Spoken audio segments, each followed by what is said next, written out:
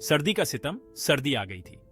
ठंड हवा चल रही थी, पेड़ों के पत्ते झड़ रहे थे, जंगल में ठंड का कहर था, सूरज भी बादलों में छुपा हुआ था। ठंड से सबका बुरा हाल था। सभी जानवर ठंड से परेशान थे। वे अपने अपने घरों में दुबके हुए थे।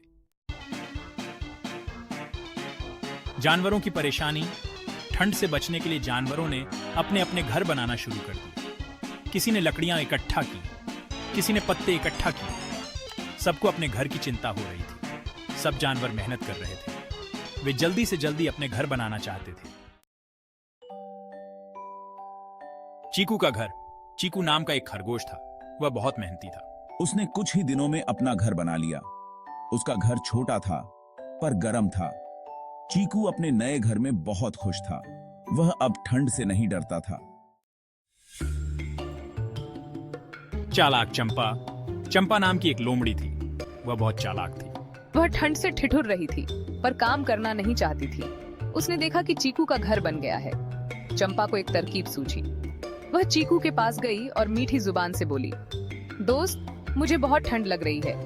क्या मैं आज रात तुम्हारे घर में रह सकती हूँ? चीकू दयालु था। उसने चंपा को अपने घर में रहने की इजाजत दे दी। चंपा, तुम यहाँ आराम से रह सकती हो।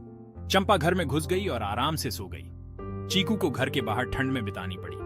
यह घर मेरा है, मैंने इसे बनाया है, तुम यहाँ से चले जाओ। सुबह हुई तो चीकू ने चंपा से घर खाली करने को कहा, लेकिन चंपा ने साफ मना कर दिया। वह चिल्लाई। चीकू ने दूसरे जानवरों से मदद मांगी, लेकिन कोई भी उसकी मदद करने को तैयार नहीं था। सब चंपा से डरते थे। चीकू बहुत निराश हो गया। उसे समझ नहीं आ रहा था कि वह क्या करे। उसे ठंड से बहुत डर लग रहा था।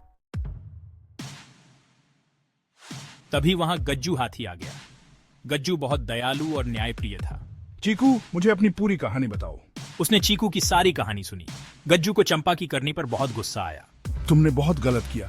तुमने चीकू के साथ धोखा किया है। गज्जू ने चंपा को डांटा और कहा। चंपा ने गज्जू से बहस करने की कोशिश की, लेकिन गज्जू ने उसकी एक न सुनी। चंपा, तुम्हें इस घर से बाहर जाना होगा। उसने चंपा को घर से बाहर निकाला और चीकू को घर वापस दिलाया। चीकू, अब यह घर तुम्हारा है।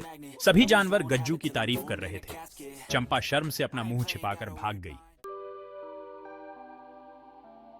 गज्जू ने सभी जानवरों को एक सबक सिखाया। हमें कभी किसी के साथ बुरा नहीं करना चाहिए। हमें हमेशा दूसरों की मदद करनी चाहिए। सभी जानवरों ने गज्जू की बात ध्यान से सुनी। वे समझ गए थे कि उन्होंने गलत किया था। उन्होंने चीकू से माफी मांगी। चीकू ने जानवरों को माफ कर दिया।